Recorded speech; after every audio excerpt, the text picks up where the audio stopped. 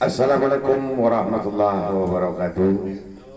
Eh, Alhamdulillah para pemirsa dan penonton dimanapun Anda berada, baik yang ada di panggung ngopi ngobrol penuh tinggi maupun yang live di media sosial, Facebook, Instagram, YouTube dan Twitter.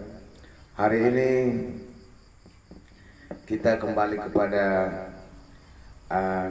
kegiatan ngopi ngobrol volume tinggi yang menghadirkan narasumber yang cukup populer bagi masyarakat Rokan Hulu yang kita kenal kabupaten ini dengan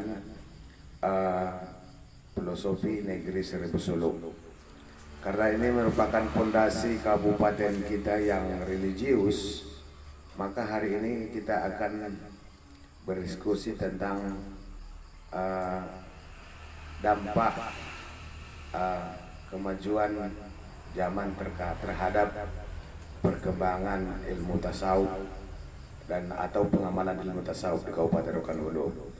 Nah, para pemirsa dan penonton yang berbahagia, hari ini saya ditemani oleh Khalifah Ade Irwan Hudayana yang bergelar Tonggo Mudo, yang beliau ini merupakan salah satu atau saat ini jadi ketua pengurus Tarikat Naksabandiah Kabupaten Rokan Hulu. Nanti dalam hal ini kita akan mendiskusikan sejarah perkembangan awal tasawuf, ilmu tasawuf atau ilmu tarikah yang ada di Kabupaten Rokan Hulu. Perlu kami perjelas kepada para penonton dan para pemirsa, tarikah itu artinya adalah metode mengenal Allah. Kalau secara bahasa, thariqah itu artinya jalan. Kalau secara epistemologi, thariqah itu artinya metode.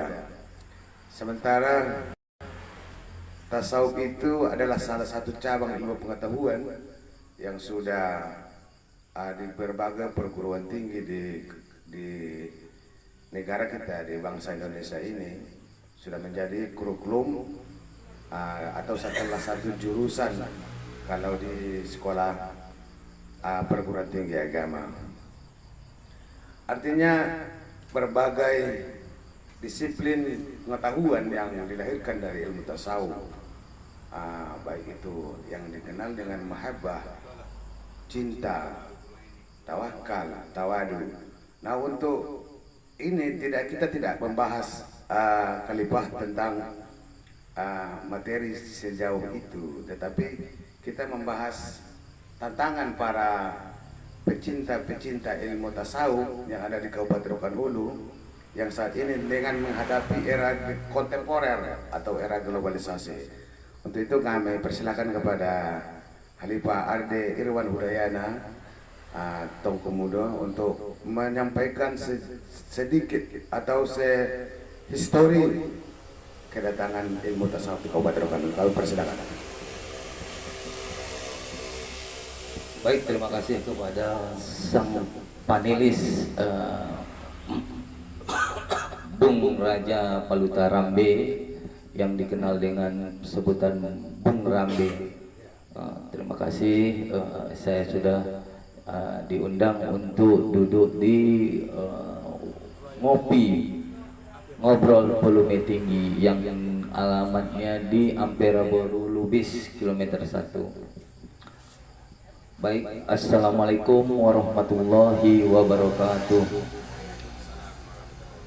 Alhamdulillahirabbil alamin, assalatu wassalamu ala asrofil anbiya'i wal mursalin wa ala alihi washabihi ajmain. Amma ba'du. Puji syukur Allah Subhanahu wa taala yang mana telah memberikan kesehatan dan kesempatan untuk sama-sama hadir di majelis ngopi ngobrol volume tinggi ini bersalam salam kita aturkan kepada junjungan Nabi besar Muhammad sallallahu alaihi wasallam dengan lafaz Allahumma sholli ala Muhammad wa ala ali Muhammad. Yang kami hormati para undangan pada malam hari ini yang hadir dan yang kami muliakan dan kami banggakan kepada para penonton yang ada di media sosial, media TikTok, YouTube, Instagram dan lainnya, dan terkhusus kepada saudara kami Bung Rambe yang juga pada malam hari ini telah mengundang kami di acara ngopi ini. Nah, terima kasih. Tadi sedikit Bung Rambe menyampaikan tentang histori tasawuf yang ada di Kabupaten Rokan Hulu. Nah, tasawuf ini hadir ini pada tahunnya saya kurang ingat tahun 18 sekian itu di Kabupaten Rokan Hulu. Ini sejak ilmu ini dibawa oleh beberapa tuan-tuan guru dulu. Kalau untuk dari versinya Basilam itu dibawa oleh Tuan Guru Syekh Abdul Wahab Rokan. Nah, itu asli putra Rokan Hulu. Putra Rokan Hulu. Beliau dulu asal dari hilir sana, tepatnya di Rantau Benuang Sakti. Nah, beliau dulu belajar ilmu semasa kecil itu ilmu dasarnya mengaji di Rantau Benuang Sakti. Nah, ketika beliau dewasa dia mencoba untuk melanjutkan belajar ilmu agama ini ke Mekah sana, Arab Saudi. Setelah beliau selesai, maka beliau membawa ilmu tasawuf ke Kabupaten Rokan Hulu. Nah, itu versi dari Basilam. Nah, jadi ada satu lagi tuan gurunya itu dari Syekh Ismail.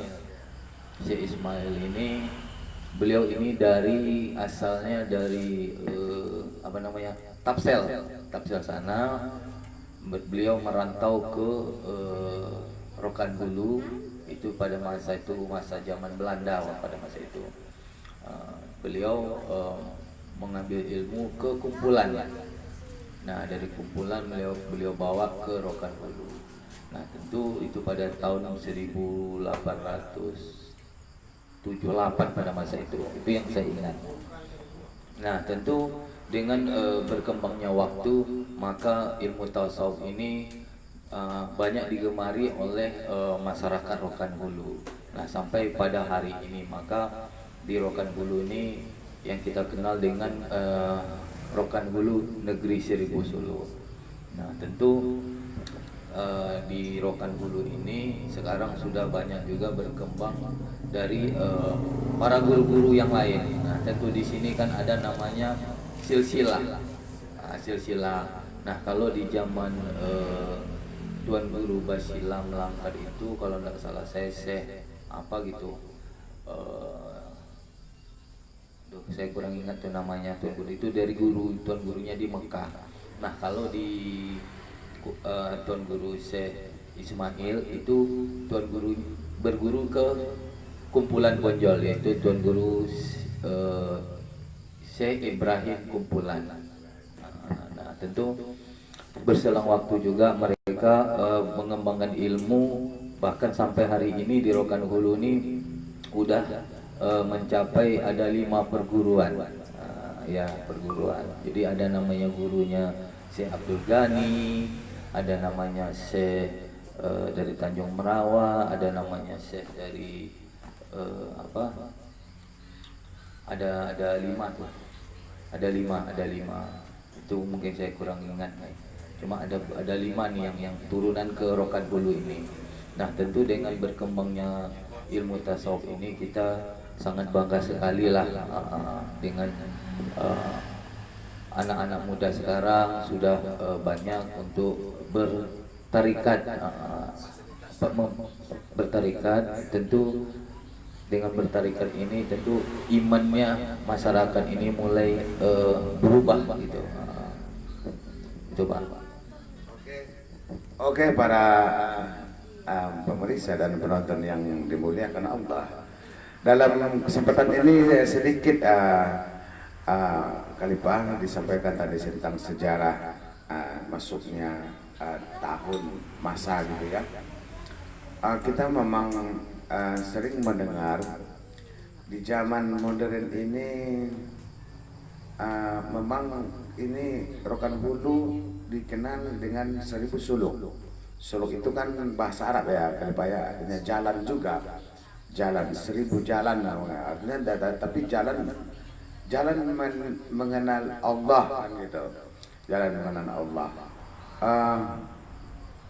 Kalau tasawuf itu kan isim master dari sopa ya sob tasawufan kan gitu.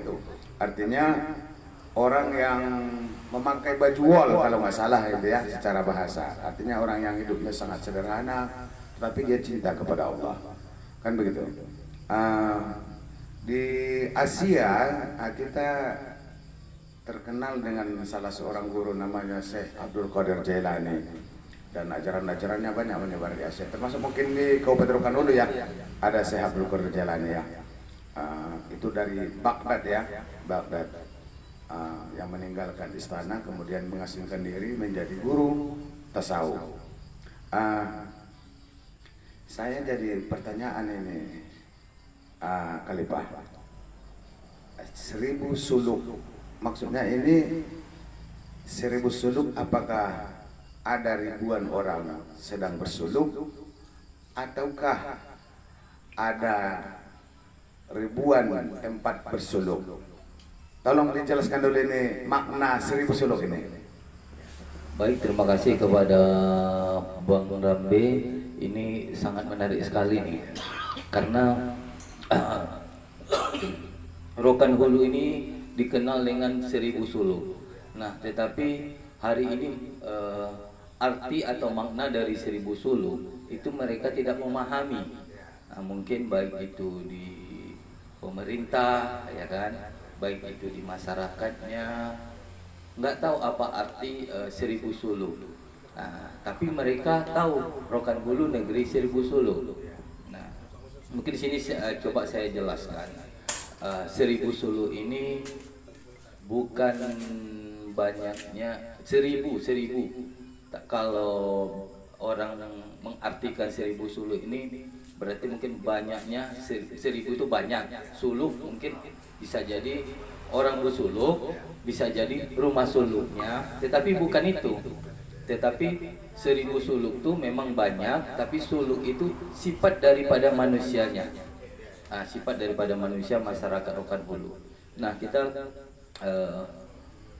melihat ke belakang, dulu masyarakat Rokan Hulu ini orangnya yang madani, orangnya yang tidak pernah nakal, pemudanya tidak nakal, pokoknya yang orang tuanya yang bagus, secara hubungan emosionalnya bagus, silaturahimnya bagus. Nah, 1000 suluk ini dicetus di pada masa Bupati Ramlan. Nah, ada seorang tokoh. Jadi waktu itu zaman Bupati Ramlan itu pernah pertama beliau menjadi bupati di Rokan Hulu. Beliau ingin meminta kepada masyarakat, para tokoh, kita ini ada namanya daerah Kabupaten Rokan Hulu, tetapi kita tidak punya moto. Nah, filosofi daerah. Nah, di Rokan Hulu ini banyak orang bersuluk, kan begitu. Apalah kira-kira artinya moto untuk Rokan Hulu? Nah, dari seorang tokoh ini mungkin kita sampaikanlah dulu siapa orangnya. Jadi suluk ini, 1000 suluk ini bukan banyaknya rumah suluk, saya ulang lagi, bukan banyaknya orang suluk, tapi banyaknya sifat manusia yang madani. Nah, suluk itu apa? S soleh, U unggul, L luhur, U lagi ukuah, K keikhlasan. Jadi itu sifat daripada manusianya yang ada di Kabupaten Rokan Hulu. Nah itu kita kalau kita tarik ke belakang lagi, itu zaman dahulu itu kita umpamakan dulu nih Bang Rambe. Kalau sekarang itu sifat masyarakatnya kita nggak bisa berani ngomong lah ya. Tapi kalau dulu kita contohkan aja, ada sepeda motor kita taruhkan di depan rumah, kita titipkan kunci di Honda, itu nggak hilang. Nah begitulah masyarakatnya tuh nggak mau aman gitu, nggak mau neng. Tetapi kalau pada hari ini jangankan 1 malam, setengah jam aja, 5 menit aja udah lewat. Nah, udah lewat. Jadi artinya apa? Imannya udah lemah, kan begitu. Nah artinya menghalalkan segala cara. Nah kalau dulu tidak, makanya diambil 1000 suluh itu sifatnya manusianya, gitu Pak Rambe. Nah mungkin ini saya menyampaikan juga kepada para pemirsa yang ada di media sosial, marilah kita kembali kepada suluk. Kembali suluk, yang mana suluk ini sifat kita masing-masing, kita sifat masyarakat, kembalilah ke agamais. Mungkin itu Pak Rambe. Oke, luar biasa penjelasannya tentang suluk itu tadi S ya, soleh namanya, artinya beramal soleh, berbuat baik gitu ya. Soleh itu kan artinya baik. Kemudian U, unggul, luar biasa, soleh, unggul. Luhur, luhur itu luhur berbudi luhur, luhur ya. Kemudian ukhuwah, artinya ukhuwah itu persaudaraan ya, saudara. Kemudian ikhlas.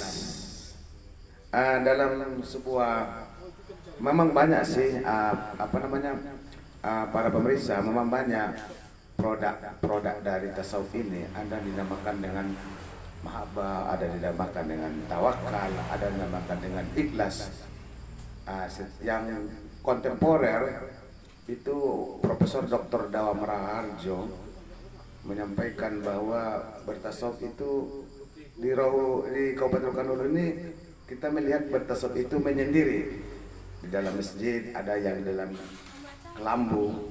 Tapi Profesor Dr. Dawam Raharjo katanya beriman itu tidak perlu di dalam masjid, tidak perlu di dalam kelambu, tetapi di pasar kita juga harus menjaga iman. Artinya di tengah-tengah orang yang hebat itu, kata beliau, bukan dia bisa beriman di dalam masjid, tapi dia bisa beriman di tengah-tengah pasar, artinya di tengah-tengah orang ramai. Saya mau tahu dulu, kita mungkin para pemirsa juga mungkin tahu makna kenapa kita harus di kelambu atau kenapa kita harus menyendiri. Ini dalam praktek bersuluk nih kali Pak. Mohon dijelaskan sedikit dulu teknis-teknis bersuluk itu kali Pak. Baik, terima kasih kepada Bung Rambe. Kenapa di dalam kita bersuluk itu harus memakai media? Ya, mungkin salah satunya kelambu, kan begitu ya. Tetapi ini sebagai filosofi aja nih Pak Rambe. Pada intinya apa yang disampaikan Pak Rambe tadi, ya kita bersuluk ini kan, ini namanya belajar mendekatkan diri kepada Allah Subhanahu wa taala. Pada intinya kita di luar juga bisa kok kita mendekatkan diri kepada Allah, ya kan? Tetapi kenapa ini dipasangkan kelambu, ya kan? Tentu ini mungkin sebagai media, salah satunya ketika kita beramal, ya kan? Kalaulah kita beramal contohnya di pasar atau pinggir jalan, tentu bising, bisa ria, bisa bising. Nah kalau di dalam surau atau masjid, kenapa kita harus dikurung, kan begitu? Supaya kita tidak ada melihat kiri kanan. Jadi supaya kita fokus, Nah kalau kata tuan-tuan guru itu sih katanya, ya kita untuk sebagai belajar gitu, belajar. Jadi ketika kita di alam lain, kita sudah terbiasa di alam yang terbuka ini, menyendiri gitu. Jadi dari alam terbuka ini kita coba mendekatkan diri, selalu mengingat nama Allah, ya kan, selalu berzikir. Nah, ketika kita di luar atau di alam lain besok, kita udah terbiasa. Kita udah terbiasa menyendiri. Kenapa tidak harus bersuluk tuh di pinggir jalan aja, kan nggak bagus kan kita. Karena kita dalam kubur kita sendiri juga. Itulah filosofi daripada tuntun guru kita itu. Oke, para pemirsa dan penonton yang dimuliakan Allah, saya agak mendalam ini pertanyaannya kali Pak. Saya dengar-dengar dalam ilmu tasawuf ini ada beberapa ungkapan, mungkin salah satunya ayat Al-Quran, Inna aqraballahu min hablil warid. Itu satu. Sesungguhnya Allah itu lebih dekat daripada urat lehermu. Saya ingin nanti Khalifah menjelaskan maksud ini apa, karena ini saya sering dengar ini di kajian-kajian tasawuf. Yang kedua ada kata man arofa nafsah faqad arofa robbah. Kenalilah siapa dirimu, insya Allah kamu akan kenal Allah, kenal Tuhan. Mohon diberi penjelasan dulu tentang materi ini, Khalifah. Baik, terima kasih kepada Bung Rambi. Tadi Bung Rambi menyampaikan apa tadi? Ya, nah sebenarnya itu memang kalau saya menyampaikan di sini kurang etis, Pak Rambi. Tapi secara umum aja lah. Nah, kenapa selalu kita berzikir itu kata ulama atau kata guru? Selalu kita berzikir itu di bawah urat nadi, di atas dua jari, di atas jantung nih, jantung. Jadi disitulah dirasakan dekatnya kita kepada Allah Subhanahu Wa Taala. Tetapi itu secara umumnya mungkin kalau masyarakat umum nggak percaya itu Pak Rambi. Tapi kalau ketika kita udah masuk, belum mengerti ilmu tasawuf, harus hati-hati ini. Jadi saya nggak bisa di live ini Pak Rambi. Lebih mendalam. Nanti ini kalau yang pantas menyampaikan ini Pak Rambi, tuan-tuan guru mursyid kita Pak Rambi. Ini sebenarnya agak apa, saya nggak berani lah menjawab pertanyaan Pak Rambi yang agak ini. Oke, lanjut yang man arofa nafsah. Kalau kita mengenal diri maka kita mengenal Allah. Baik, itu kan sebenarnya kajian Pak Rambi. Kajian, jadi artinya kalau kita tidak mengenal diri, siapa diri kita, pasti kita tidak akan mengenal Sang Pencipta, kan itu. Nah, tentu kita selalulah berzikir, dan kita mungkin untuk kenapa gunanya itu supaya kita dekat. Ya, jadi kalau umpamanya begini Pak Rambi, ketika umpama nih, ya kan, ketika seorang anak, ya kan, dengan ayah, kan ada nih kadang-kadang si anak ini, Pak kasihku duit, ya kan, tapi dia mintanya enggak minta dari depan, mintanya dari belakang gini. Tentu si orang ayah tadi kan minta aja nggak sopan, gimana aku mau kabulkan, nah gitu, etika tadi. Jadi itu perumpamaannya. Nah, makanya kita selalu disuruh berzikir, baik itu zikir Allah, zikir yang lain-lainnya kan, supaya apa? Supaya kita kenal dia akan kenal sama kita. Itu Pak Andi filosofinya. Oke, terima kasih. Nah, nampak-nampaknya diskusi kita sudah cukup panjang, dan sebenarnya kalau diskusi tentang tasawuf ini tidak ada habis-habisnya ya. Saya pernah mendengar kata ulama, jika kamu membicarakan tentang keagungan dan kebesaran Allah itu, ke barat kamu menunjukkan telunjukmu ke tengah-tengah laut, air yang tinggal di telunjuk itu baru sebegitu ilmu yang diberikan Allah ke muka bumi ini. Artinya luar biasa sekali Khalifah ya. Oke, untuk mungkin terakhir nih ya Khalifah, karena Khalifah sendiri tadi menyampaikan dengannya iman dengan orangnya banyak bersuluk di zaman dahulu kala itu bisa menjadi apa namanya security sosial, artinya keamanan sosial, keamanan bagi tengah-tengah masyarakat. Orang tidak ada pencurian, seperti Honda bisa walaupun terparkir di pinggir jalan ada kuncinya nggak hilang. Ini di zaman yang maju ini sepertinya perlu ini di apa kembali kepada generasi penerus. Apa kira-kira himbauan sebagai yang apa namanya yang aktif sebagai mengurusi suluk ini, himbauannya kepada dukungan-dukungan seperti apa yang kita butuhkan kepada pemangku kepentingan, kepada masyarakat, sehingga suluk ini menjadi benteng yang luar biasa dari berbagai macam problem di tengah-tengah masyarakat. Baik, terima kasih. Tentu sebelumnya ini tentu PR berat nih bagi para pemangku, bagi para tokoh-tokoh kan, karena dengan akhir zaman ini kan kata kalau di dalam Al-Quran itu semakin di akhir zaman maka banyaklah tingkah-tingkah yang aneh-aneh gitu dalam Al-Quran. Nah tentu harapan kita juga kepada pemangku-pemangku daerah, kepada para ulama, ya marilah kita artinya bergandeng tangan nih para bergandeng tangan untuk mengundang atau membuat kegiatan, contohnya di dalam satu daerah desa, di situ kan ada artinya rumah suluk. Nah, pemerintah setempat itu harusnya aktif. Aktifnya apa? Bisa diskusi, bisa silaturahim, dan nanti para ulama-ulamanya, para tuan-tuan gurunya nanti kan bisa menyampaikan kepada pemerintah setempat.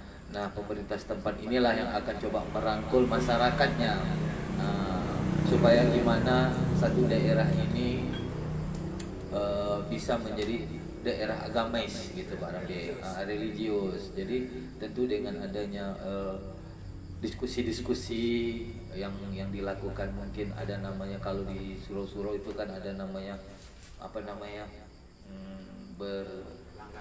bertawajuh artinya kan, bertawajuh kan, itu namanya kan diskusi mendekatkan diri kepada Allah. Nah begitu juga nanti dari pemerintahnya, bagaimana pemerintahnya nanti merangkul masyarakatnya untuk bisa sama-sama mendekatkan diri kepada Allah Subhanahu wa taala. Tentu dengan bersihnya iman tadi, tentu jauhlah sifat-sifat daripada sifat yang enggak bagus itu. Nah, itu yang dari kecil tentu terus sampai ke kabupatennya gitu. Oke, saya bisa menyimpulkan maksud mungkin karena tasawuf ini, suluk ini adalah sudah menjadi filosofi dan simbol daerah kita. Mau tidak mau kita semua harus bertanggung jawab. Tidak hanya pemerintah, kemudian kita juga sebagai karena kita ini sebagai orang Islam harus mendekatkan diri kepada Allah, dan itu kewajiban kita. Tidak ini tuh ke siapa ya kewajiban yang ini tugas yang ini, tapi memang tugas kita semua. Oke, terima kasih para pemirsa dan penonton, baik yang ada di Ampera Bulu Lubis di panggung ngopi ngobrol belum tinggi, maupun yang ada yang lagi live di TikTok, Twitter, Facebook, Instagram serta media sosial lainnya. Itulah pembahasan kami dengan Khalifah Ade Irwan Hudayana bergelar Tengku Mudo. Kami dari manajemen Ngopi Ngobrol Pulme Tinggi yang dimanajeri oleh Haji Sarkawi, kemudian sebagai panelis saya sendiri Raja Paluta Rambe, dan editor Haji Ramlan Lubis, dan hostnya Ade Irwan. Mohon maaf jika ada pembahasan kami tadi yang kurang tepat karena ini menyangkut karena suluk ini memang perlu tokoh yang mumpuni atau pemikir yang mumpuni membahas ini. Terima kasih atas perhatiannya. Wabillahi taufiq wal hidayah. Assalamualaikum warahmatullahi wabarakatuh.